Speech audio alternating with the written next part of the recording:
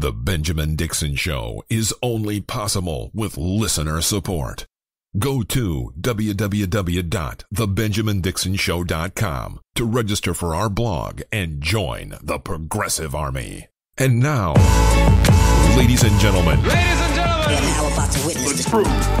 It's the Benjamin Dixon Show.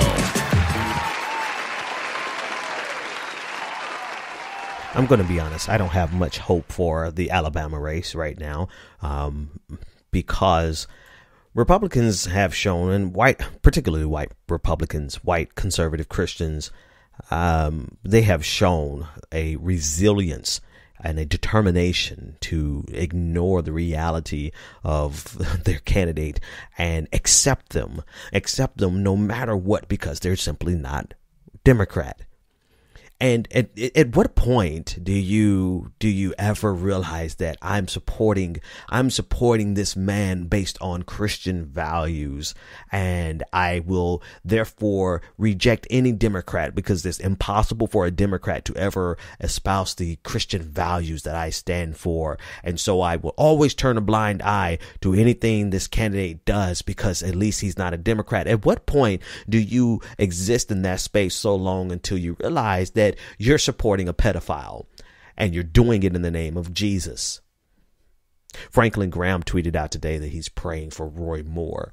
And, I think he has like 20,000 likes and retweets on this. And this is the epitome of exactly what I'm speaking about. They have deluded themselves so much. They are so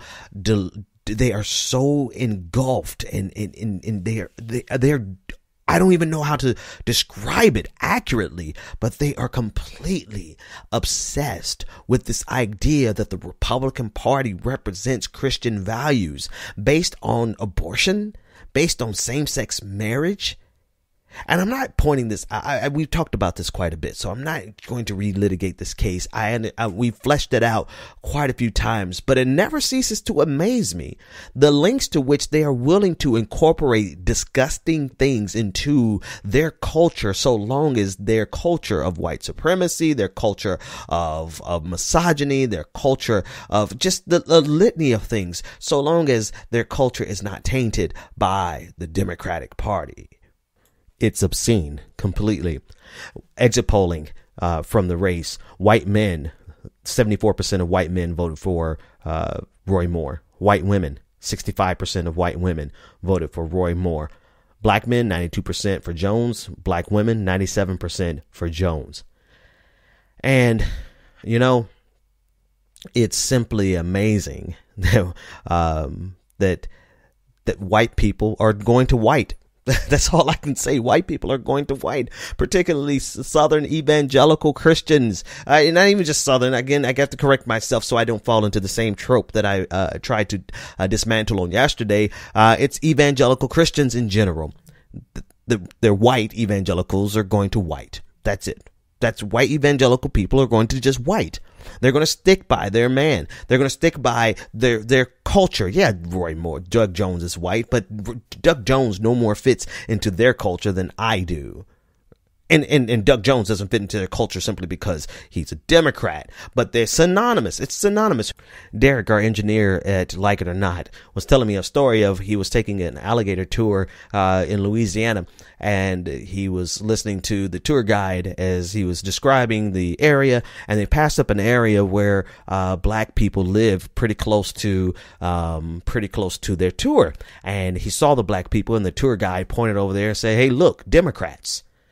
And, our guy said something slick. I forgot exactly how he responded, but I was proud of him of how he responded. I just can't remember exactly. But that shows you in their mind it's synonymous, right? Black people, Democrats. There's just as much of racial connotation to their objection to Doug Jones as it is obsession with abortion. They don't even really give a damn about abortion. I mean, how many of them have paid for abortions? How many of them have their children? I mean, statistically, it's just almost a guarantee that there's people in their families who have had abortions, and yet they're still claiming to be pro-life, or that pro-life is the reason that they're voting for the Republican Party. right? There's just as much race that's a racism that's a part of this equation. And so here we are looking at this exit polling. Black people are the most important vote here. Because as a block, they are slamming. If Roy Moore loses, it's only because of the black vote. And in many ways, black people would pay the price. We're the ones who would get blamed even by the Democratic Party if black people didn't show up enough. Well, look, bitch, look at the numbers. Not only did we show up, but we actually did our part. Whereas white evangelicals, they're going to white. So I have no idea how this is going to end. I'm going to end this show clearly before this recording, before the polling results actually come out or the final results come out. But if I have to take a wager, I think Roy Moore is actually going to win. And to that end, I think we should make them pay such a high political price if he wins that they would wish he never won.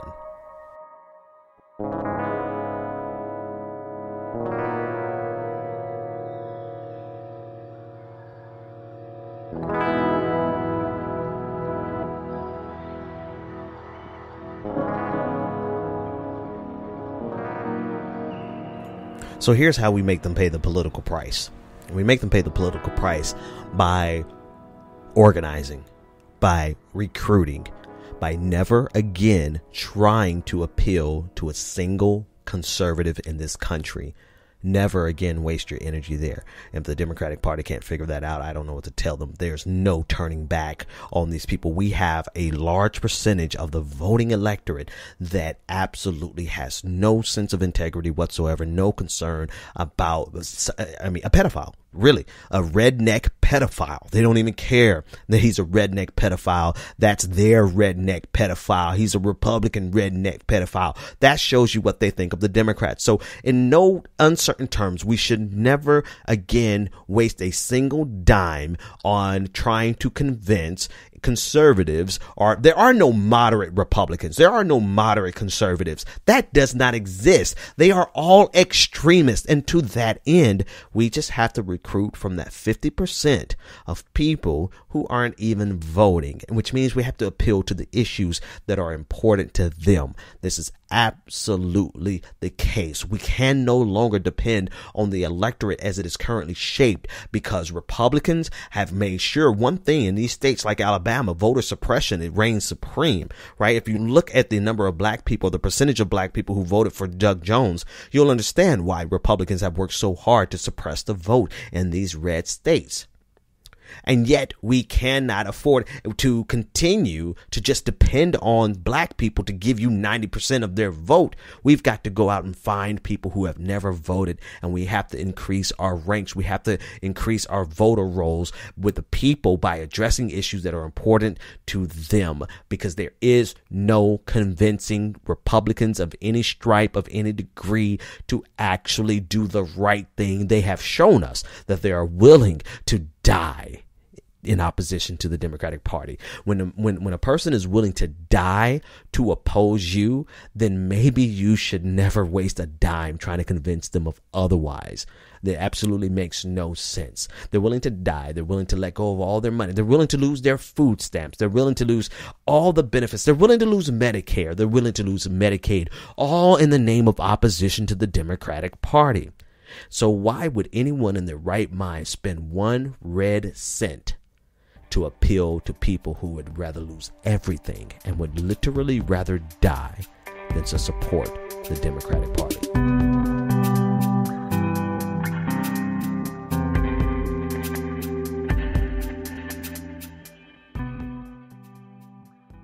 Were you offended by the apparent insinuations in the president's tweets this morning?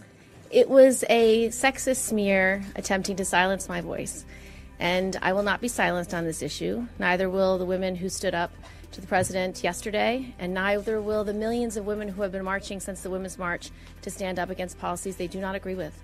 And if you'll permit me a follow-up, do you see this as sexual harassment by tweet? I see it as a sexist smear. I mean, that's what it is. And It's part of the president's effort at name calling, and it's not going to silence me. It's intended to silence me. It's not going to silence the women who have stood up against him directly, and it's not going to silence the millions of women out there who have been speaking out every day since his inauguration about things they disagree with. The voice you just heard was that of Kirsten Gillibrand. She is the Democratic senator from the state of New York, and she had an interesting exchange with Donald Trump, or rather, she was attacked in a very interesting way by Donald Trump.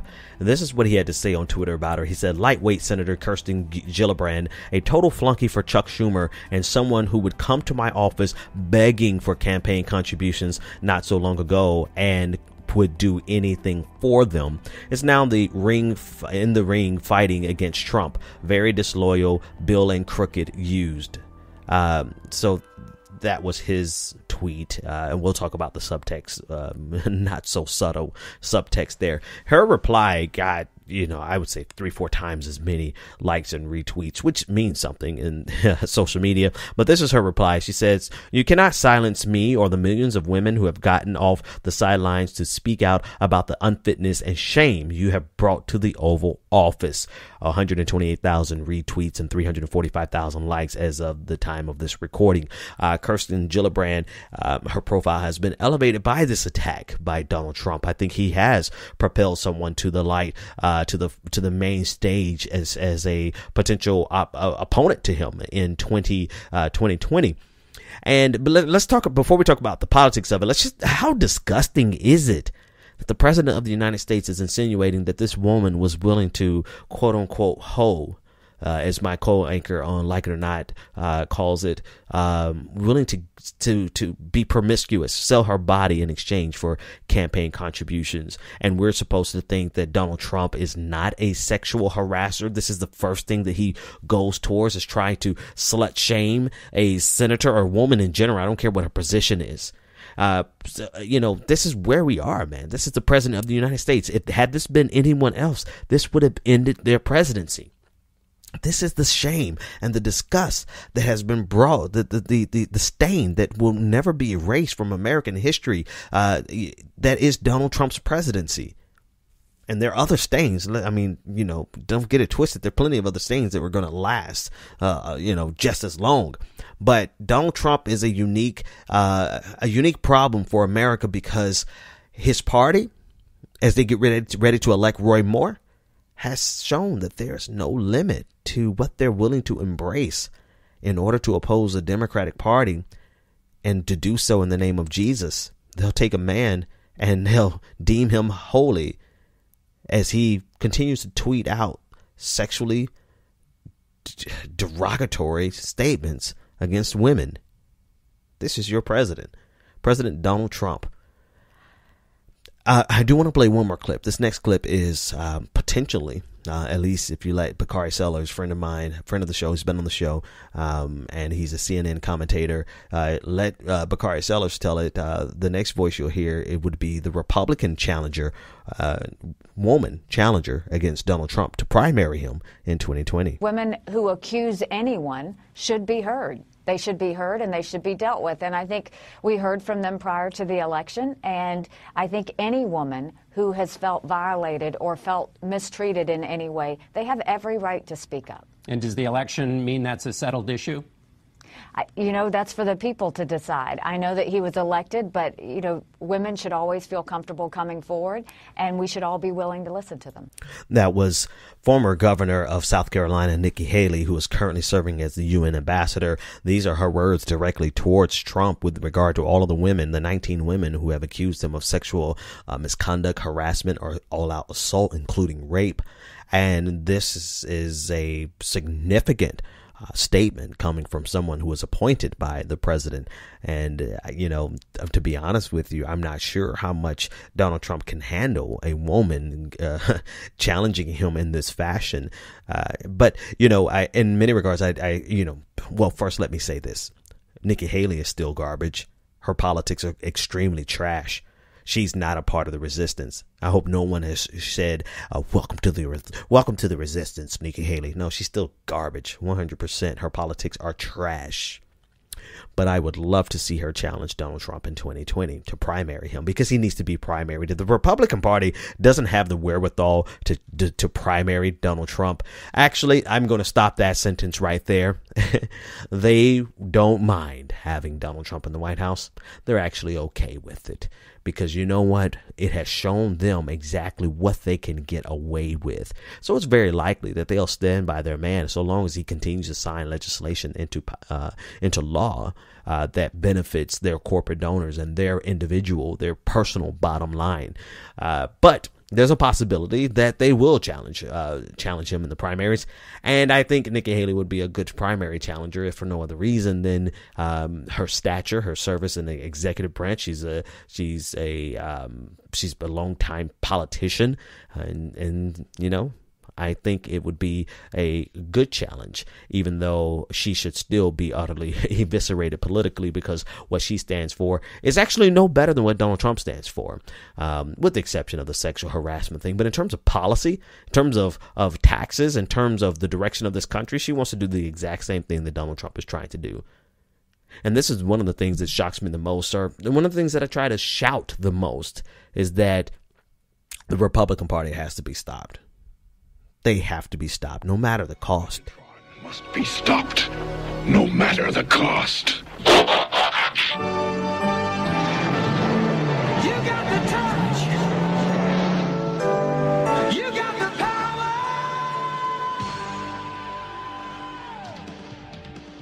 Super excited to have Nicholas Knight on the show with me. They've been a supporter, a patron of the Benjamin Dixon Show for quite some time. A member of DSA, Democratic-Socialists of America. They've called in several times and made so many great points that I decided that I wanted to get them on the show to really just chop it up one-on-one, because I always like listening to people, smart people. And I think, you know, not to pat myself on the back, but one of the best things about my show is that it attracts so many smart people. And I definitely consider Nick to be one of those people. Nick, thanks so much for joining me. I'm glad to be here, of course. So tell us a little bit about yourself. Well, I'm a resident of Oregon.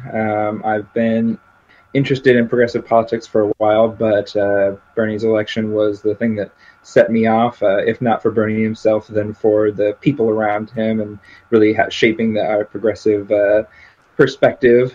Yeah. And I've been a DSA member for going on about a year now, involved in our local chapter of DSA Eugene. Yeah. I've been thinking about joining DSA in Atlanta, and I'm only hesitant based on two things. One is my time commitment. I want to be able to, if I commit to something, I want to be able to give it proper commitment. And then two, I just, when you're going to get in the pool, when you're, tiptoeing in and you're not really ready to jump in, you just need someone to push you in. There are a lot of not a lot of complaints, but there are a lot of negative things that I see from time to time, because I follow so many people and so many people follow me and jump in my mentions about DSA. But I see a lot of positive things about the organization, and it's definitely an alternative to the Democratic Party, or even if you see it as a complement or alternative, I think it serves quite a few positive purposes. Tell us about your experiences there, just sort of as a means of help pushing me off the deep end and jumping into the pool. Sure. Well, I'll say first of all that after the election, or even during a primaries time, Bernie had made this big call. I mean, not only for people to get involved in the election, but for people to run and stuff. And then it really inspired me to kind of really jump into the politic pool that I was not necessarily familiar with beyond just my hometown back and forth of, a very democratic stronghold place, but no engagement whatsoever. This is pretty much just sign the dotted line and then we're good for this time. For me, what made me join DSA, or to be specific, what made me join DSA Eugene, since I will parse out the difference there later, is that I wanted to join something in which I had a vehicle for action, that I could clearly do something that was meant to help either my city, my state, or national. And I feel like if I'm not doing that, kind of a la the Democratic Party, especially in my town, that there wasn't there wasn't a need to be in that specific group or a gathering of people if I wasn't doing something meaningful and what do they call it, material needs or whatever. Right. And I like, some of the conversations that you've called in about and in our DMs, you talked about a progressive game plan, like what's next for actual progressives. And you kind of have a interesting position on that, particularly from your membership in DSA Eugene, I believe I heard you say. So talk about the progressive game plan from your point of view, and then we can chop up and have the conversation from there in earnest.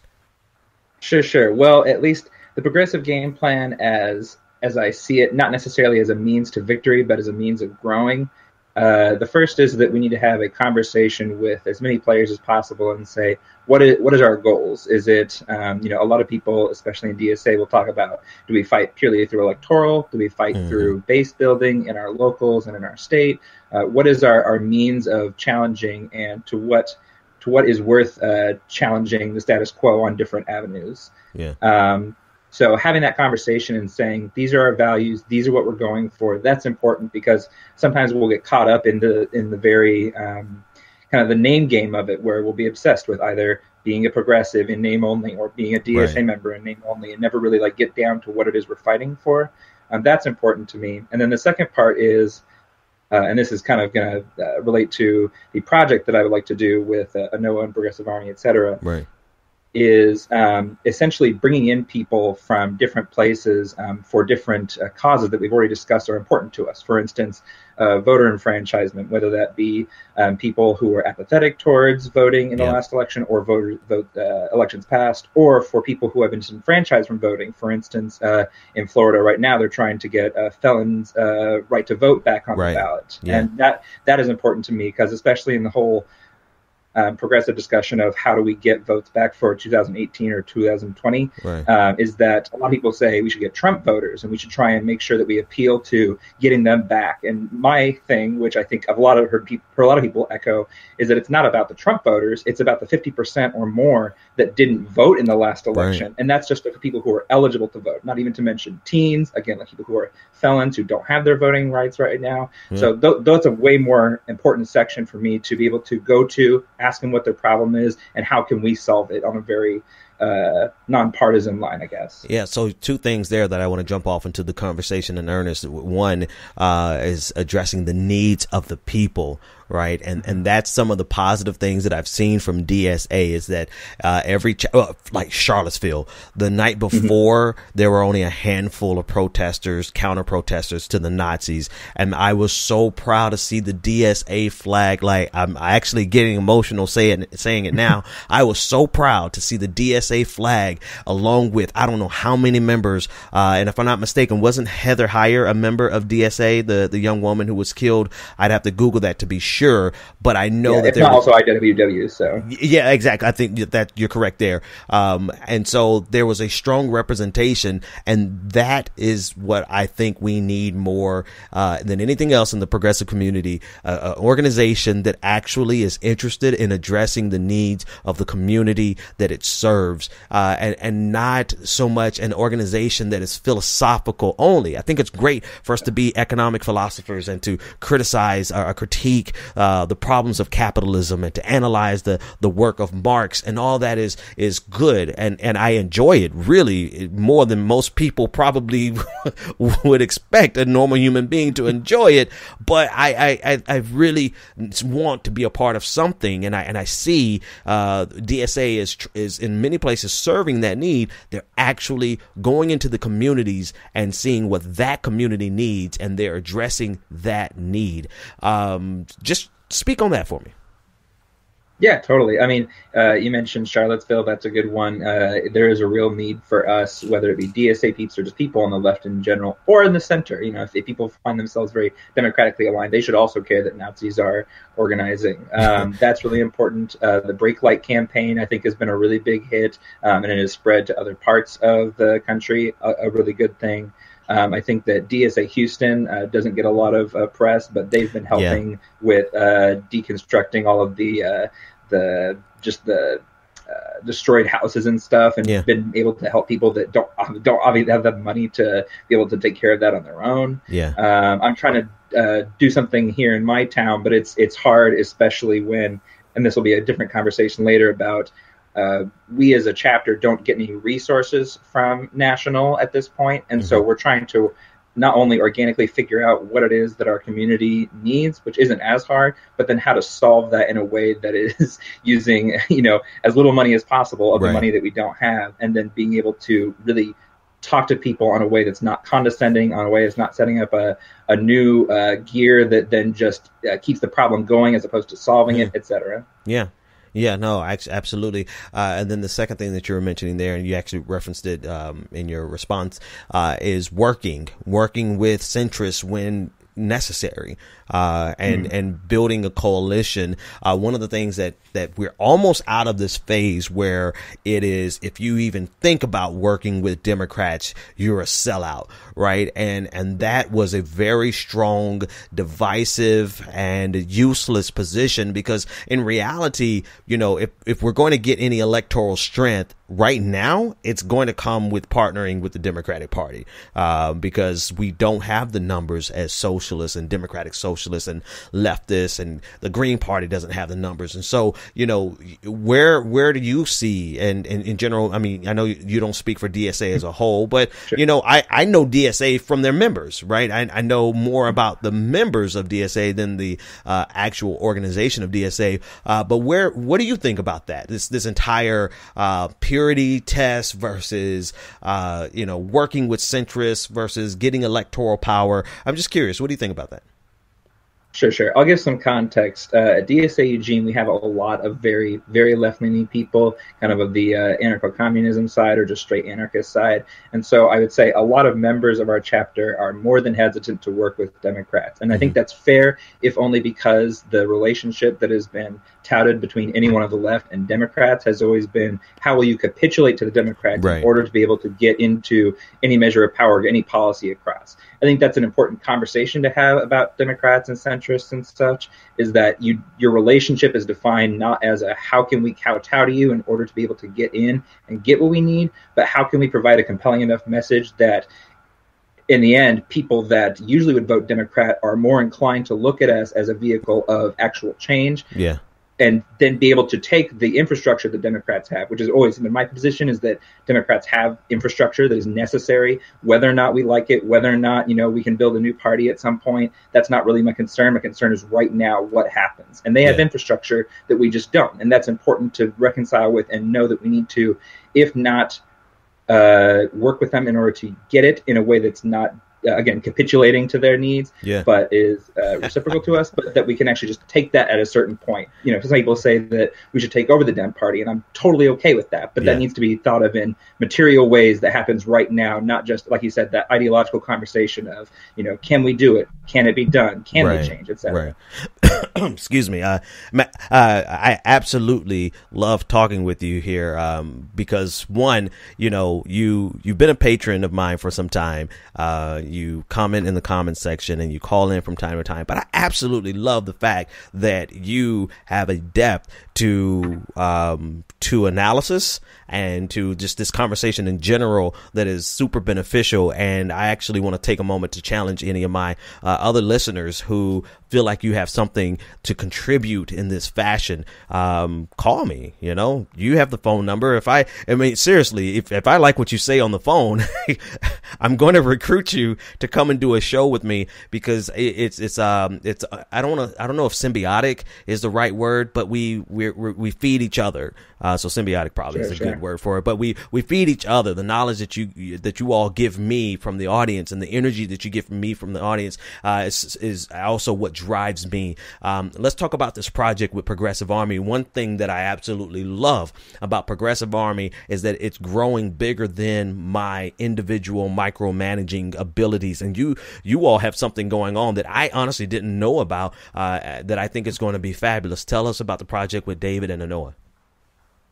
Sure. Well, like I already talked to a little bit, like I said, at first we need to be able to have a discussion with people who, I hesitate to say big leaders, but people that have been noted that can shape the possibly overused word, intersectional way that we jump into this conversation of how do we help progressives, how do we move progressive power forward, how do we help everyone and not excuse anyone to the sidelines because they're not important enough to the progressive party. I think that's not the way to go about it. As much as inclusive as we can get is really important, and to shape that in a way that is not just meaningful, it's productive. It's not, again, it's not just an ideologue sit around where we say this is what we'd like to have or this is what the tenets of our future utopia should be. It is how do we help right now in order to make those building blocks to getting there. So that's the first part. And then the second part, like I said, is getting people in and interviewing them and saying, what is it that you're doing? So, for instance, the Florida felon voter reenfranchisement is really important because, especially going to 2018, or as everyone is really focused on 2020, if you're going to have, and whether or not Bernie runs, I'm not against Bernie running. I wish there was someone else, but I don't think there is. And so, thusly, if Bernie runs, then I think that it is important for us to be able to really reach out there past what not only Bernie thought was going to be, his base of people he was going to pull from, but what the progressive movement thought that we were going to pull from, and really pull everyone into there. So, for instance, like I said, voter reenchantment in Florida, any of the pipeline fighters, we obviously had No Dapple. There's going to be a pipeline that Jeff Merkley thankfully talked out about. I think it's the Jordan Cove pipeline in Oregon that we might have to fight against here soon. Getting them on the show and saying, what are you doing? What's the point of your argument, and how can we help you? Because it's not just this is going on right now. It's how can the progressive movement get in there and help you? And I think that's the real point of the project that I want to get across, is that a lot of people, whether it was before Bernie election or after Bernie election, hit this point where they went, oh, I actually don't know if I can do anything. And if they were really super Bernie diehard, they say, I don't want to now because I was so disenfranchised from that election that I just want to step out. And they don't have a meaningful way to jump into the game of politics or the game of base building and saying, how do we actually get out there and help in meaningful ways, again, beyond just ideologue shouting. And so that's the important part of it, is being able to give people, the every person, meaningful ways to help out progressive causes, whether that be to going to 2020 or just, again, for like the pipeline or whatever else that may be. Absolutely. Nicholas Knight, progressive. How did you describe yourself? A progressive jack of all trades. Something like that. long time supporter of the Benjamin Dixon Show. And,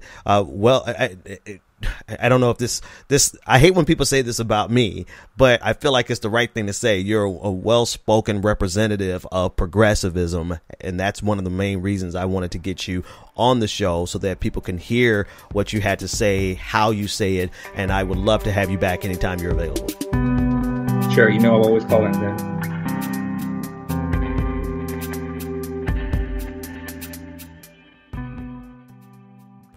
Okay, folks, that's all the time I have for tonight. I am getting ready to go look at these polls, these results rather, and see who is the next senator from the state of Alabama. I have a sneaky suspicion it's going to be Roy Moore, but that's just me being pessimistic. Anyway, go to patreon.com/the BPD show and become a patron today. And I'll see you tomorrow. The Benjamin Dixon Show is only possible with listener support. Go to www.thebenjamindixonshow.com to register for our blog, join the Progressive Army, and support The Benjamin Dixon Show. It's Ben Dixon! If you like this episode, be sure to share, like, and subscribe.